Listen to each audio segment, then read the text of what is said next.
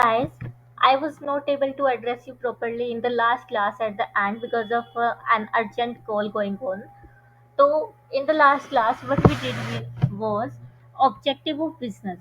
Business के objective हमने पढ़े थे, 6 तरीके के ऑब्जेक्टिव थे इसके, एंड हमने काफी सारा होलसम एक डिस्कशन किया था ऑब्जेक्टिव्स पे। तो हमने मार्केट स्टैंडिंग के बारे में देखा था जिसमें गुडविल का कॉन्सेप्ट था। इनोवेशन में देखा था कि 2 तरीके की हो सकती है, प्रोडक्ट और सर्विसेज में हो सकती है या फिर स्किल एंड एक्टिविटीज में हो सकती है। फिर प्रोडक्टिविटी में हमने इनपुट आउटपुट रेशियो देखी थी। Then physical and financial resources में हमने क्या देखा था कि हमारे पास एसेट्स भी प्रॉपर होने चाहिए, रिसोर्सेज भी प्रॉपर होने चाहिए, so that we can fulfil the customer requirement.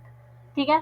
Then उसके बाद अर्निंग प्रॉफिट में हमने कैपिटल एम्प्लॉयड वर्ड को अच्छे से समझा था। और बाकी अर्निंग प्रॉफिट जो है वो मोटिव होता है, इंपॉर्टेंट है सर्वाइवल एंड ग्रोथ का, तो ये तो पुरानी बात है, हम पढ़ते आ रहे हैं स्टार्टिंग के फर्स्ट लेक्चर से। देन उसके बाद था सोशल रेस्पॉन्सिबिलिटी, जहाँ मैंने तुम्हें रियलायंस की इंटीग्रेटेड रिपोर्ट दिखाई थी, जहाँ मैंने 6 Cs के बारे में बताया था, SDG के बारे में बताया था, ESG एंड CSR के बारे में बताया था, जो कि हमारा मेन फोकस था। And what is we are here to do is the next topic, which is business risk. And business risk के लिए भी मैंने तुम्हारे लिए क्या किया है, एक अच्छी सी पीपीटी बनाई है, and that will gonna be helpful to make you concept retain in your mind. ठीक है। तो सबसे पहले हम जहाँ से पढ़ लेते हैं कि बिजनेस रिस्क हमारा क्या होता है। वैसे तो हमने देखा है कि जो बिजनेस रिस्क है, एक बिजनेस में क्या क्या रिस्क हो सकता है। चोरी चकारी के रिस्क हो सकते हैं, या फिर मुझे लॉस हो सकता है। लॉस कैसे, जो हमने वो ग्राफ नहीं देखा था रिवेन्यू और कॉस्ट का, कि स्टार्टिंग में मेरी जो कॉस्ट है वो ज़्यादा हो सकती है, रिवेन्यू कम हो सकता है, जिसकी वजह से मुझे लॉस हो सकता है। और फिर एक्सपीरियंस होते होते हो सकता है कि मुझे ना तो लॉस हो ना प्रॉफिट हो, देन उसके बाद जो है रिवेन्यू ज़्यादा भर जाए और मैं प्रॉफिट में आने लग जाऊँ। तो ये हमने एक ग्राफ देखा था, अगर तुम्हें याद हो तो। ठीक है। The term business risk refers to possibility of inadequate profit, यानी कि ऐसे प्रॉफिट मुझे हो तो रहे हैं बट वो मेरे बिजनेस के सर्वाइवल के लिए एडिक्वेट नहीं है, और even losses due to uncertainty और अनएक्सपेक्टेड इवेंट्स। और मुझे लॉस हो सकता है अनसर्टेनिटी की वजह से या फिर अनएक्सपेक्टेड इवेंट्स की वजह से, जो हमने एक वर्ड पढ़ा था ना, lack of knowledge of the return we will be getting from our business in the future. उसके बाद फॉर एग्जाम्पल, अब बिजनेस रिस्क के एग्जाम्पल दिए जो कि हम पहले भी पढ़ चुके हैं, बट स्टिल एक बार और देख लेते हैं क्या जाता है। तो for example, demand for a particular product में decline due to change in taste and preference of the consumer. On the other hand, ऐसा भी हो सकता है कि प्रोडक्ट की जो डिमांड है वो हाइक कर जाए, यानी कि इंक्रीज हो जाए टेस्ट एंड प्रेफरेंस की वजह से। मतलब ये फेवरेबल भी हो सकती है, अनफेवरेबल भी हो सकती है। और due to increase competition from other producers, या फिर अदर प्रोड्यूसर, जैसे मैंने पतंजलि का एग्जांपल दिया था कि मैंने भी आयुर्वेदिक का बिजनेस स्टार्ट किया था, लेकिन बाबा रामदेव जी आ गए तो वहां पे क्या हुआ, उन्होंने पूरी आयुर्वेदिक मार्केट को कैप्चर कर लिया, जिसकी वजह से मेरे बिजनेस को तो कोई नहीं पूछता। फिर उसके बाद lower demand result in lower sales and profit, यहाँ पे लॉन्ग आ गया है, गलती से इसको लोअर कर लेना। तो जब मेरी डिमांड जो है प्रोडक्ट की वो लोअर होगी तो मेरी सेल्स भी कम होगी, और सेल्स कम होगी तो मुझे प्रॉफिट भी कम होगा। बस ये बताया इसमें। मेन तुम्हें बस ये याद रखना है कि business risk refers to possibility of inadequate profit or even loss due to uncertainty or uncertain expected events। ये याद रखना। तो यहाँ पे तुम लिख सकते हो possibility of inadequate profits or loss due to uncertainty or unexpected events। ऐसा तुम यहाँ लिख सकते हो, ये तुम्हें याद रखना है।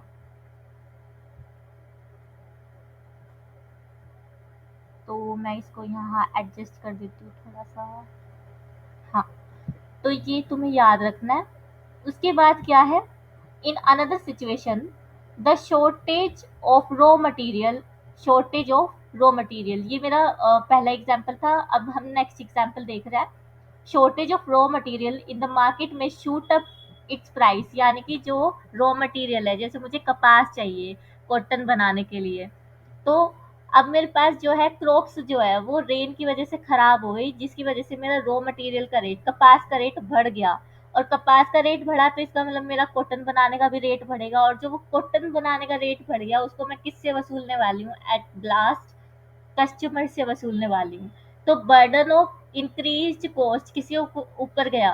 एट लास्ट कस्टमर के ऊपर। तो हैव टू पे, the firm using these raw material will have to pay more for buying them. As a result, cost of production may increase, which in turn may reduce profit. अगर cost of production जो है वो बढ़ गई तो मेरा जो revenue है वो कम होगा, जिससे कि मेरा profit जो है वो कम हो जाएगा। बट आजकल बिजनेसमैन क्या करते हैं, कोस्ट ज़्यादा लग रही है, ठीक है कोई बात नहीं, कस्टमर से वसूल लेंगे, हो जाएगा, ऐसी सोच होती है। तो उसके बाद है, अब जो बिजनेस एंटरप्राइज है, business enterprise constantly face two type of risk. अभी तो हमने ब्रॉड व्यू लिया था कि जो रिस्क है उसके एग्जाम्पल देखे थे। अब जो हमने एग्जाम्पल देखे थे ना, अब उसे हम कैटेगराइज करने वाले हैं स्पेक्यूलेटिव रिस्क में और प्योर रिस्क में। अब मुझे ये पता होना चाहिए कि what is the speculative risk and what is the pure risk. Speculative risk क्या होता है? स्पेक्यूलेटिव हिंदी में इसको बोलते हैं सट्टा।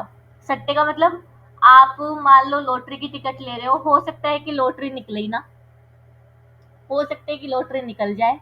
या फिर आपने कोई बैटिंग लगा रखी है जिसमें कि आपने बोला आज तो विराट कोहली नहीं जीतेगा, 500 रुपए की शर्त लगा ली, आप हार गए क्योंकि विराट कोहली जीत गया, तो आपको 500 रुपए का लॉस हो गया, क्योंकि सामने वाले ने बोला था विराट कोहली जीतेगा, तो वो बैट जीत गया एंड देन आपको 500 रुपए देने पड़े। वैसे ऐसा करना नहीं चाहिए, मैं जस्ट एग्जांपल दे रही हूँ लेमन लैंग्वेज में ताकि आप समझ पाओ। तो ये क्या होता है स्पेक्यूलेटिव रिस्क, यानी कि it involve both possibility of gain, हो सकता है विराट कोहली हार जाता तो आपको 500 रुपये मिल जाते, तो possibility of gain as well as the possibility of loss. तो ये क्या है मेरे पास स्पेक्यूलेटिव रिस्क है। जैसे शेयर मार्केट भी आपने सुना हो, कुछ बच्चे करने लग जाते हैं आजकल, वैसे तो 10th क्लास के बाद ही share market, but I personally suggest कि नहीं करना चाहिए। तो स्पेक्यूलेटिव रिस्क में क्या होता है, शेयर की प्राइस कभी अप होते हैं कभी डाउन होते हैं, कभी अप कभी डाउन, कभी अप कभी डाउन, कभी कांस्टेंट, कभी वो सर्किट पॉइंट पे पहुंच जाते हैं। अब देखो जो ये सर्किट पॉइंट है ना, थोड़ा टेक्निकल वर्ड है, मैं इसे यहाँ नहीं समझा सकती। तो इस तरीके से स्पेक्यूलेटिव रिस्क मेरा होता है जिसमें गेन भी हो सकता है और लॉस भी हो सकता है। अब स्पेक्यूलेटिव रिस्क में मुझे एग्जाम्पल बताए गए हैं, ये कैसे कैसे हो सकता है, थोड़ा जूम कर देती हूँ। स्पेक्यूलेटिव रिस्क मेरे पास है change in market condition, market condition में चेंज की वजह से हो सकता है, या फिर fluctuation in demand and supply, then उसके बाद चेंज इन प्राइसेस, देन उसके बाद है change in fashion and taste of customer. अभी मैंने इसके लिए तुम्हारे लिए रिटेन कर पाओ तुम पीपीटी बनाई है, बट स्टिल पहले मैं चाहती हूँ कि तुम एक बार थियोरी पार्ट पूरा कर लो मेरे साथ। फिर इसमें बोला है कि ये जो चेंजेस है अगर फेवरेबल होते हैं तो मैं गेन कमा सकती हूँ, और अनफेवरेबल हुए तो क्या होगा, मुझे लॉस होगा, यही बोल रहा है इसमें। देन ये तो मेरा था स्पेक्यूलेटिव रिस्क। इसमें बस ये याद रखना कि यहाँ गेन की भी पॉसिबिलिटी है, लॉस की भी है। फेवरेबल कंडीशन हुई तो गेन होगा, अनफेवरेबल कंडीशन हुई तो लॉस होगा। फिर उसके बाद प्योर रिस्क। प्योर रिस्क का मतलब होता है जहाँ मेरे को गेन की पॉसिबिलिटी बिल्कुल भी नहीं है, या तो मुझे लॉस होगा या फिर लॉस नहीं होगा, लेकिन गेन तो बिल्कुल नहीं होगा। ठीक है, ये लाइन याद रखो, या तो लॉस होगा या लॉस नहीं होगा, लेकिन गेन तो होना ही नहीं, ऐसे याद रखना। तो प्योर रिस्क में क्या होता है, pure risk involve only the possibility of loss, only the possibility of loss only, और नो लॉस, या फिर लॉस ना हो, लेकिन गेन की बात हुई यहाँ पे नहीं हुई तो गेन नहीं होगा।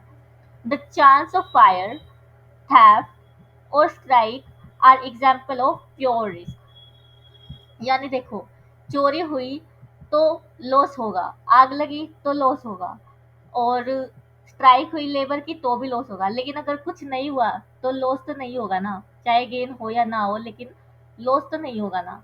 तो यही बोला है कि कुछ ऐसी कंडीशंस इवेंट जिनकी वजह से मेरे को लॉस हो सकता है या फिर नहीं होगा, वो क्या है, मेरे प्योर रिस्क है। लेकिन ये ज़रूर है कि उन कंडीशन पे मेरा गेन डिपेंडेंट नहीं है, मतलब कि वो कंडीशन हुई ना तो गेन तो नहीं होने वाला।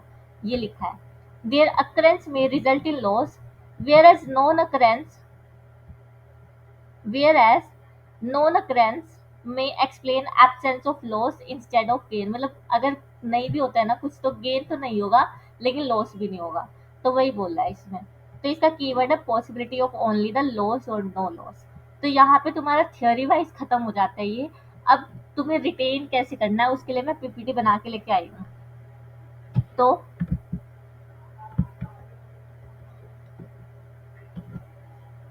सबसे पहले चेंज इन मार्केट। अब तुम्हें पता हो, कभी तुमने हिंदी की पुरानी फिल्में देखी हो, तो वहां पे क्या होता था, जो रिक्शा है ना, वो कैसे चलती थी पुराने जमाने में, पहिया नहीं होता था पहले। पहले एक इंसान ही चला रहा होता था, बस पीछे दो पहिए होते थे। ठीक है। फिर इस चीज को उन्होंने इनोवेट किया तो आगे भी एक पहिया लगा दिया। लेकिन वहां पे अपना फोर्स तो लगाना ही पड़ता था ना पहिए को चलाने के लिए, एक्सरसाइज करनी पड़ती थी। तो इस चीज को भी इनोवेट करने के लिए क्या आ गई मेरे पास, ई रिक्शा आ गई देन। तो ये क्या है, चेंज इन मार्केट। पहले मेरे पास आगे पहिया ही नहीं था, अब पहिया लगा दिया, बट एक्सरसाइज तो कम हुई नहीं, तो ई रिक्शा आ गई। तो ये हो गई चेंज इन मार्केट, यानी कि ई व्हीकल्स। तो ये फेवरेबल है। पहले मैं 10 लोगों को ही एक दिन में पहुंचा पाती थी अलग अलग जगह, अब ई रिक्शा की वजह से मैं 20 लोगों को पहुंचा पाती हूँ, यानी मेरी कमाई जो है वो डबल हो गई। तो ये फेवरेबल चेंज था। अरे जुबी डुबी बम्पारा, ये तुम्हें पता होगा, थ्री इडियट्स का सीन है। इसमें क्या था, fluctuation in demand and supply. Demand and supply में फ्लक्चुएशन। देखो, अब तुम्हें पता होगा कि जो अम्ब्रेला है, छतरी है, वो गर्मियों में भी बिकती है। क्यों? क्योंकि लोग धूप से भी बचना चाहते हैं, कि धूप में रंग काला ना हो जाए। वैसे ऐसा कुछ होता नहीं है ज्यादा, लेकिन छतरी ले लेते हैं लोग धूप से बचने के लिए, गर्मी से बचने के लिए। और यही चीज अगर बारिश आ जाए तो बारिश के दिनों में छतरी की डिमांड और ज्यादा बढ़ जाती है, यानी कि छतरी की डिमांड जो है, अम्ब्रेला की डिमांड क्या हो गई, फ्लक्चुएट हो गई। तो ये हो गया fluctuation in demand and supply. Then उसके बाद प्राइस फ्लक्चुएशन। हालांकि प्राइस फ्लक्चुएशन के ऊपर यहाँ पे ऊपर थोड़ा सा ज्ञान लिखा हुआ था रॉ मटेरियल रिलेटेड, कि अगर रॉ मटेरियल की शॉर्टेज हुई तो वहाँ पे प्राइस जो है वो शूट कर जाएगा। शूट करने के बाद मेरी कॉस्ट ऑफ प्रोडक्शन भी बढ़ जाएगी, जिसकी वजह से मेरे प्रॉफिट जो है वो कम हो जाएगी। यहाँ लिखा था ना, ये रहा। अब मैंने तुम्हें देखो सेम सेम एग्जांपल देती रहूंगी तो तुम लेक्चर देखने क्यों आओगे, क्योंकि तुम्हें पहले ही पता होगा। मैं थोड़ा सा डिफरेंट लेके जाना चाहती हूँ इंटरनेशनल बाउंड्रीज पे।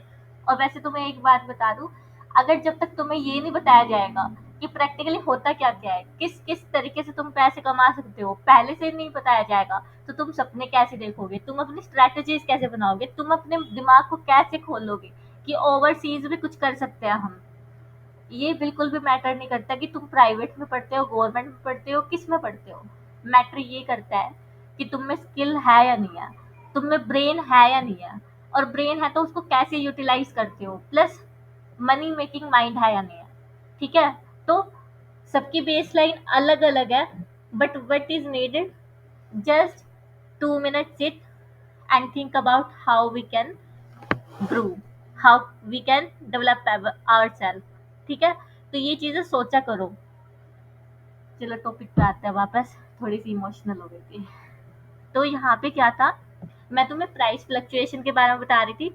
रॉ मटेरियल हमने देख लिया कि रॉ मटेरियल के प्राइस बढ़े तो मेरी कॉस्ट ऑफ प्रोडक्शन बढ़ जाएगी और उससे प्रॉफिट जो है वो रिड्यूस हो जाएंगे। अब थोड़ा सा हम इसको इंटरनेशनली सोचते हैं। मान लो मेरी जो कंपनी है वो एक्सपोर्ट भी करती है, और एक्सपोर्ट में वो टेक्निकल एंड प्रोफेशनल सर्विसेज देती है ओवरसीज कस्टमर को। यहाँ पे मैंने एग्जांपल लिया है कि इंडिया की बंदी एक ऑस्ट्रेलिया के बंदे को सर्विसेज दे रही है, बदले में उसको पैसे मिल रहे हैं टेक्निकल एंड प्रोफेशनल सर्विसेज देने के। अब हो सकता है कि मैंने सर्विस उसको दी हो 1 जनवरी को, और उस दिन रेट था $1 इक्वल टू 84 यहाँ पे। ठीक है। और पेमेंट जो है वो मुझे उससे नेक्स्ट डे मिलनी थी, यानी 2 जनवरी को मिलनी थी।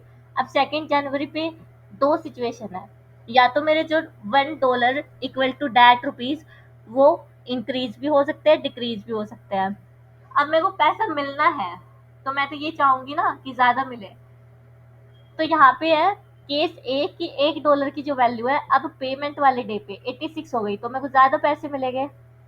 और केस बी ये हो सकता है कि डॉलर का जो रेट है वो 80 हो गया, यानी मुझे कम मिलेगा, अब मुझे रोना आएगा। पहले मैं खुश थी, अब रोने लग रही हूँ कि मुझे ₹2 का ₹4 का लॉस हो गया, क्योंकि मुझे 84 मिलने वाले थे। मार्केट में चेंज आया जिसकी वजह से प्राइस फ्लक्चुएट हुआ और मेरा जो लॉस है वो ₹4 का हो गया। और यहाँ पे फेवरेबल चेंज था जिसकी वजह से मुझे ₹2 का प्रॉफिट हो गया था। ₹2 का प्रॉफिट कैसे? 86 माइनस 84, और ₹4 का लॉस 84 माइनस 80, ऐसे हुआ था। तुम्हारे अंदर डाउट आ सकता है कि मुझे ज्यादा कैसे मिलेंगे, सामने वाले से तो मैंने $1 का ही कॉन्ट्रैक्ट किया था।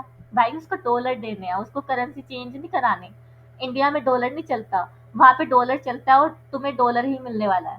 तुम्हारे इंडिया में रुपये में कन्वर्ट होगा वो। तो कन्वर्जन रेट का फर्क इंडिया वालों को पड़ेगा, ना कि ऑस्ट्रेलिया वालों को। ठीक है। तो यहाँ पे प्राइस फ्लक्चुएशन इस तरीके से काम करता है। तो यहाँ भी मुझे क्या है, करेंसी रिस्क है। इसको मैं टेक्निकल वर्ड में, लैंग्वेज में क्या बोलती हूँ, करेंसी रिस्क। तो ये भी मुझे रिस्क हो सकता है कि करेंसी फ्लक्चुएट हुई, कम हुई, ज्यादा हुई। हो सकता है मुझे पेमेंट करनी हो, तब तो मैं ये सोचूंगी ना कि घटना चाहिए, प्राइस घटना चाहिए, तो मुझे 80 में फायदा हो जाता है अगर मुझे पेमेंट करनी होती तो। लेकिन इस केस में, इस एग्जाम्पल में मुझे पेमेंट जो है वो रिसीव हो रही है क्योंकि मैंने सर्विसेज दी थी। तो यहाँ पे प्राइस फ्लक्चुएशन की वजह से बिजनेस को रिस्क है। यहाँ पे या तो ₹2 से उसको गेन हो रहा था या लॉस हो रहा था, यानी स्पेक्यूलेटिव हो गया ना। तो इसलिए यहाँ गेन की भी पॉसिबिलिटी है, लॉस की भी पॉसिबिलिटी है। आई होप ये समझ आ गया हो, और ना भी आया तो कोई बात नहीं, तुम रॉ मटेरियल वाला एग्जाम्पल देख लेना। और जैसे फॉरेन करेंसी का भी आ गया तो बहुत अच्छी बात है। फिर उसके बाद change in fashion and taste of customer. Fashion and taste of customer ये भी हमने देखा था। मान लो यहाँ पे तुम्हें अगर याद हो तो बीच में एक सॉन्ग चला था बट झुमका करके, और उस पे काफी लोग बस रील्स बनाते जाते थे, बनाते जाते थे, बनाते जाते थे, वो एक ट्रेंड बन गया था। अब ये मान लो उस ट्रेंड की वजह से ना लोगों ने झुमके खरीदने शुरू कर दिए।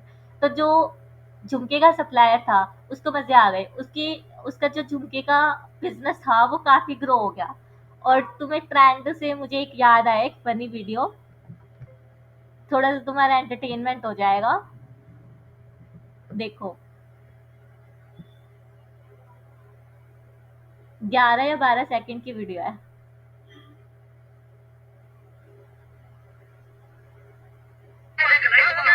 ये ट्रेंड है और इन्फ्लुएंसर्स ट्रेंड के पीछे भाग रहे हैं। मतलब जब बट झुमका गाना आया था तब लोग बस बट झुमका पे ही रील बनाते जा रहे थे, बनाते जा रहे थे, ट्रेंड बन गया था। मतलब टेस्ट एंड प्रेफरेंस।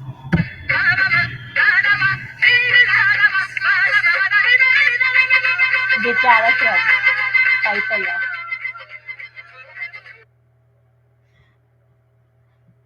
ये बस एंटरटेनमेंट के लिए था, इससे कुछ सीखना नहीं था।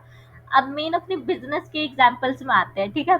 बिजनेस के एग्जाम्पल में मान लो मेरा वही कपड़ों का बिजनेस था जो कि मैं हमेशा से तुम्हें देती आ रही हूँ एग्जाम्पल।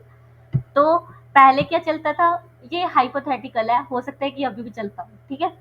तो पहले बनारसी साड़ी चलती थी, बनारसी के बाद बंगाली साड़ी की आई डिमांड, तो बंगाली साड़ी ज़्यादा बिकने लगी, यानी लोगों को बंगाली साड़ी पहनना पसंद आ गया। फिर उसके बाद सिल्क की साड़ी चलने लगी तो लोगों ने सिल्क की साड़ी पहनना शुरू कर दिया। फिर उसके बाद नेट की साड़ी चलने लगी तो लोगों ने नेट की साड़ी पहनना शुरू कर दिया। अब तुम ऐसे बोलोगे मैम आप हमारा एग्जाम्पल तो नहीं लेती, गर्ल्स का ही लेते रहते हो। भाई साड़ी लड़कियां ही पहनती है।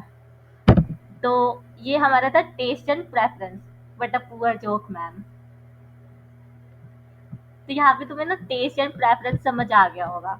तो यहाँ पे मेरा कॉन्सेप्चुअल क्लास खत्म हो जाती है। एक बार बस तुम्हें रिवाइज करा देती हूँ। बिजनेस रिस्क क्या था?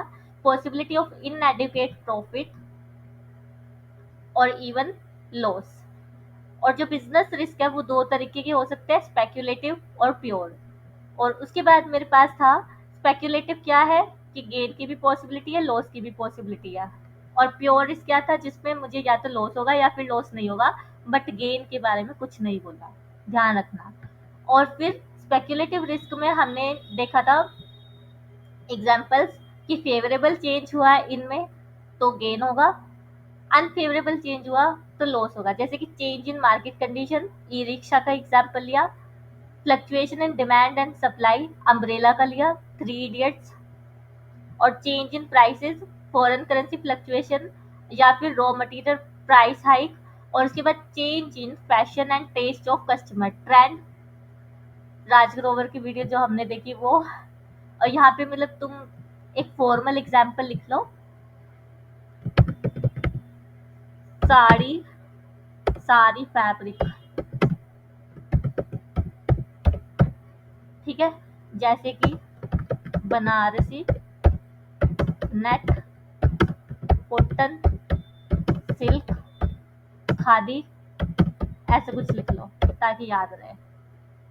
ठीक है, ये चीजें तुम्हें पेपर में नहीं लिखनी है, ये तुम्हारे बस रिटेंशन के लिए है। मैं थोड़ा सा लेक्चर को थोड़ा सा लॉन्ग क्यों करती हूँ, ताकि ना जितना ज्यादा हम डिस्कशन करेंगे उतना ज्यादा तुम माइंड में रिटेन कर पाओगे। तुमने कभी एक पिक देखी हो तो उसमें ये होता था कि एक, हमारा जो सिलेबस है वो क्या है, ओशन है, उस पूरे ओशन को पढ़ के हम दिमाग में नदी जितना रिटेन कर सकते हैं, और 2 दिन बाद वही बाल्टी बन जाएगा, और पेपर में लिखने वाले दिन वही बूंद बन जाएगा। तो वही बात है, जितना डिस्कशन अभी करोगे उसमें थोड़ा कुछ अभी रिटेन रहेगा, फिर रिवाइज करोगे तो रिटेन रहता रहेगा, नहीं रिवाइज करोगे तो वही तुम्हारे साथ समुंदर बूंद वाली कहानी बन जाएगी पेपर तक आते आते। तो ध्यान रखो, रिवाइज करते रहना। और ये थोड़ा सा या तो तुम स्क्रीनशॉट ले लो जो मैंने अलग से लिखा था, जैसे ये चीज बिजनेस रिस्क में, या फिर साथ साथ लिख लो और इसको ठीक कर लेना, मिस्टेक को लोअर आएगा। और यहाँ पे possibility of gain as well as loss लिख लो स्पेक्यूलेटिव में, और प्योर में लिख लो पॉसिबिलिटी ऑफ ओनली लॉस और नो लॉस। और फिर यहाँ पे ये एग्जाम्पल का लिख लो तुम्हें लिखना है तो, बाकी ये पेपर में नहीं लिखना, पेपर में सिर्फ बुक में जो प्रिंटेड है वो लिखना है। सो आज की सभा यही समाप्त करते हैं। होप आज की क्लास तुमने एंजॉय की होगी। Okay, so bye, have a good day.